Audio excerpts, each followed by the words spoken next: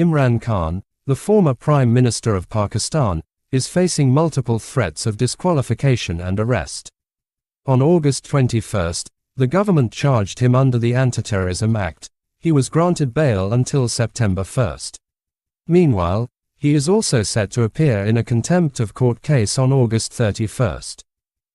He recently invited me over for a cup of tea at his Islamabad residence.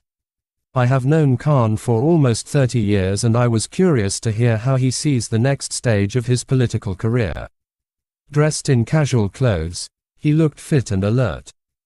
In the course of our conversation, he acknowledged that he had been unable to fulfill many of the promises he made after the 2018 election. He tried to explain the reasons for the failures. For more English and Urdu top columns of the day, please subscribe our YouTube channel Zigzag News.